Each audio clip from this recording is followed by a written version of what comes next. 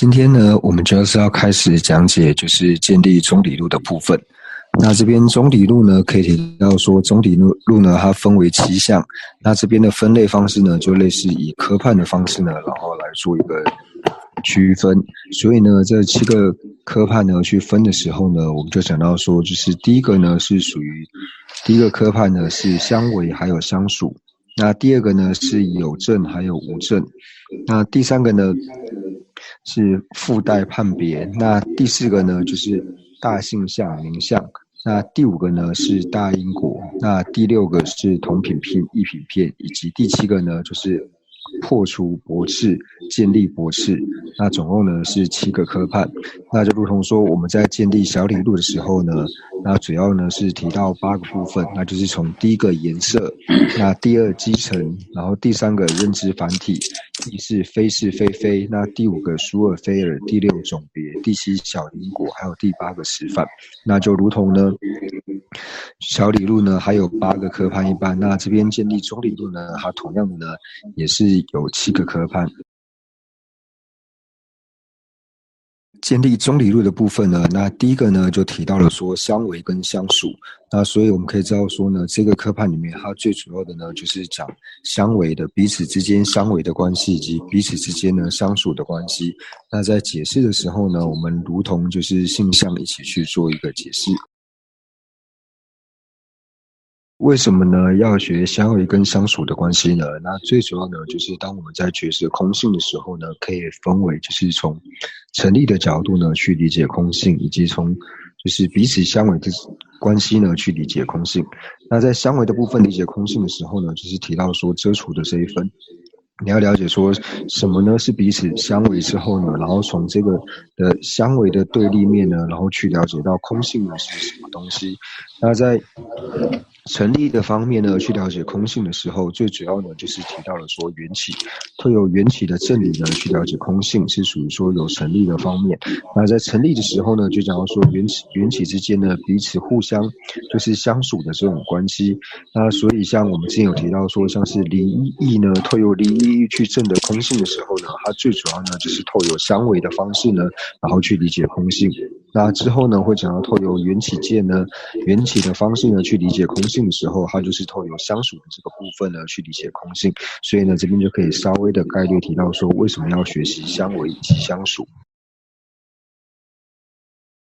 在讲到说透由相违的方式呢去理解空性的时候呢，那其实最主要是出自龙树菩萨所讲的根本慧论里面。因为在提到说一切法皆是自性空的时候呢，那你就要了解说为什么是自性空，为什么不是自性成立这一点的时候呢，它就是从相违里面的直接相违里面呢去点出说空性的道理。所以宗喀巴大师呢在解释空性的时候呢，大部分呢都是透由直接相违的这个方式呢，然后点出什么叫做自性空的这个概念。这边呢，我们就可以看到第115页呢，那就提到说建立相违还有相属，那可以分为呢相违跟相属二者。那这边呢就先提到说相违的性相，相违的性相呢就是相异且不可能有同位的法，那相异且不可能同位的法呢，这个就是相违的性相。所以相违呢它本身是一个名相。那这边呢，我们就讲到说，就是我们在探讨说是否是相违跟相属的时候呢，就像我们之前在讨论说，我们在讨论三句型、四句型、同义还有相违的时候呢，我们知道说这一些在讨论的时候，不可能是在一法之上去讨论。就比如说，我们讲说这个瓶子呢，它是否是三句型，瓶子是否是四句型，并不是这个样子，一定是有一个和瓶子相异的法，一定是2个以上的东西呢，我们才会去探讨说，他们彼此之间呢是否具备了三句型、四句型的这些关系。那乃至于说我们在讲同义的时候，并不会说瓶子跟瓶子是否是同义，一定是指说瓶子跟它相异的另外一个法呢，那他们二者之间是否是同义的。所以同样呢，在讨论这些东西的时候，在讨论相违相属的时候呢，它是不可能在一法之上讨论的，一定是在两种不同的法之上呢，才会去讨论说他们彼此之间是否是属于相违跟相属的关系。所以第一个呢，在提到相违的性相的时候，就提到说二者是相异的，它并不会是一的，一定要是相异的。然后呢，而且不可能会有同位的法。那同位的法呢，就是说我们一般在讲说是否相违，就是我们一般是讲说，就是这两者之间有没有交集，这二者呢是否有交集。那这边的同位呢，就是有交集的这个意思，就提到说相异，而且这两者呢是不可能会有交集的法呢，那就是相违的现象。所以这边同位的法呢，提到是交集的时候，那就提到说相违它是不可能有同位的法。什么叫做不可能有同位的法呢？就是这二者呢是不可能有交集的。就是比如说 A 跟 B 这二法呢是不可能有个东西它又是 A 又是 B，就是没有一个是两者皆是的这种东西。那没有两者皆是的呢，就提到说不可能是同位的法。所以同位呢就可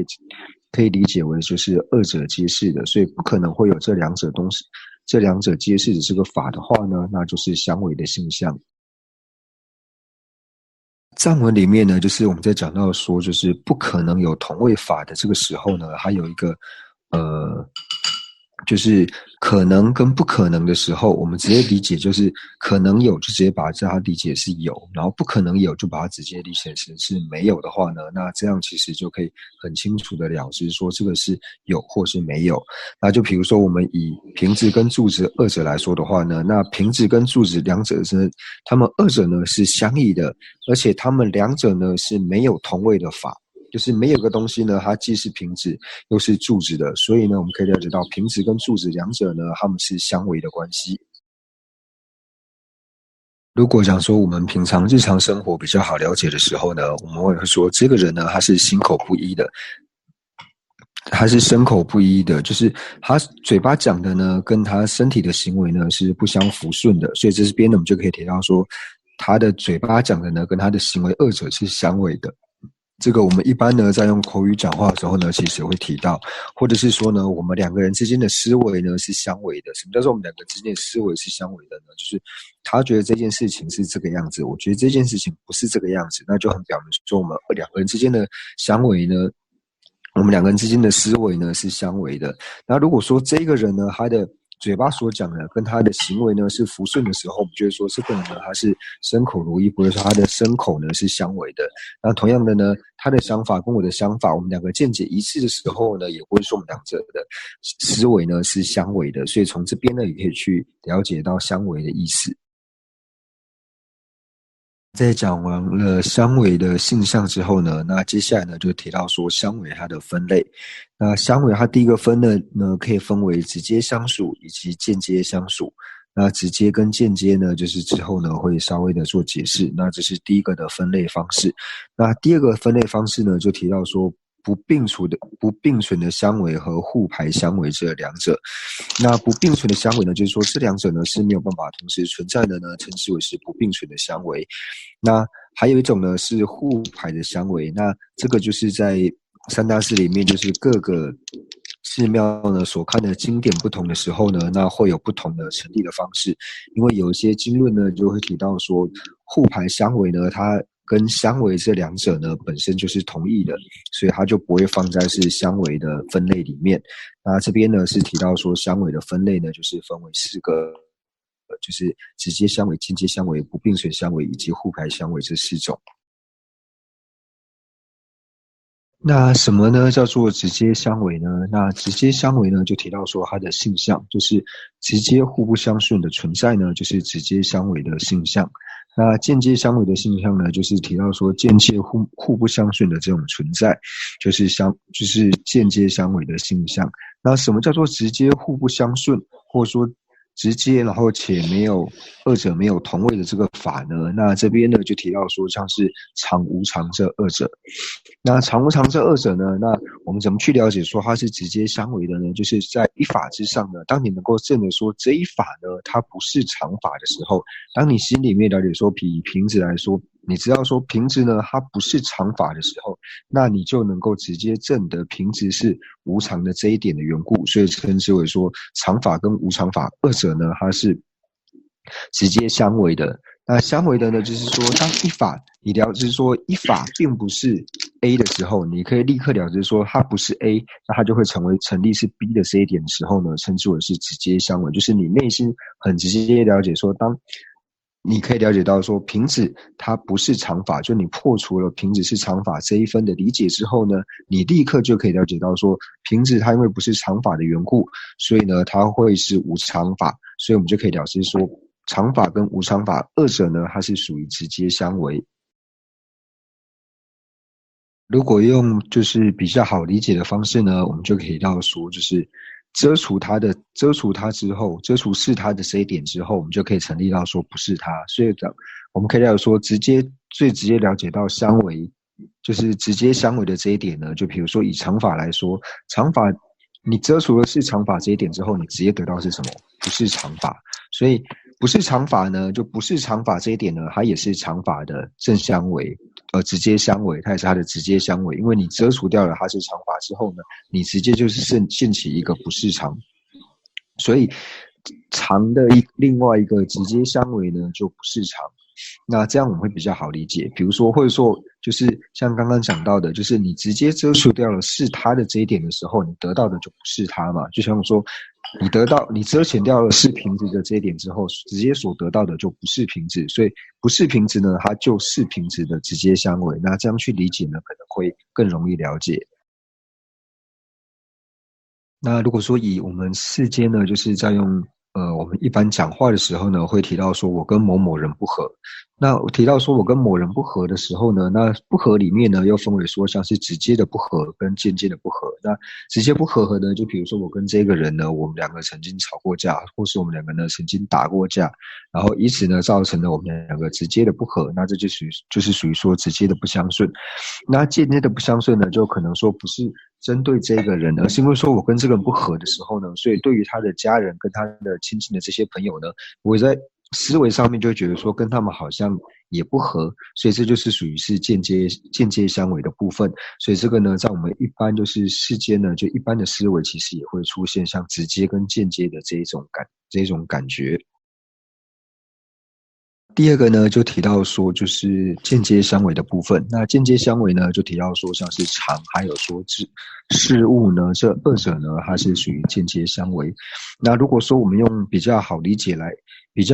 的方式来说的话呢，就是像刚刚讲的直接相违呢，就是当你内心的升起不是它的时候呢，那是它的这个东西，你会自然而然的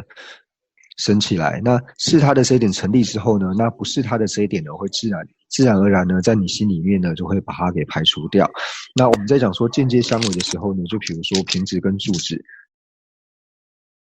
像瓶子跟柱子二者之间呢，它并不是直接相违，它是属于间接相违。为什么呢？因为我们提到说瓶子直接相违呢，就是你遮除掉了瓶子的这一点，就是不是瓶子呢，它才是瓶子的一个直接相违。那瓶子跟柱子，它二者为什么是属于间接相违呢？就是因为第一个呢，就是它们两者呢是没有交集的，没有一个东西是瓶子跟柱子，但是并不表示说你只要遮除了是瓶子这一点之后呢，你就直接能够现起说这个东西是柱子，没有办法的，也没有办法说你遮除掉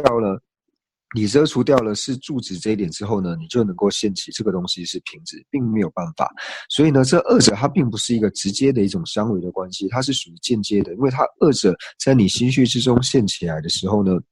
它并不是说一个成立之后，你可以直接否定掉不是它的东西，或者说你确定这个东西不是 A 之后呢，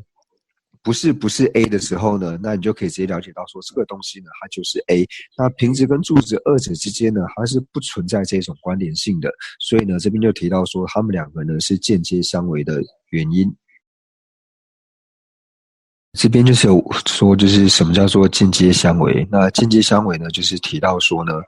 它并不是直接的正对立，就是它是直接相违的意思就是，当你遮除掉是这一点的时候呢，你可以直接升起说不是它的这个东西。就比如说，当一个东西你知道这个法呢，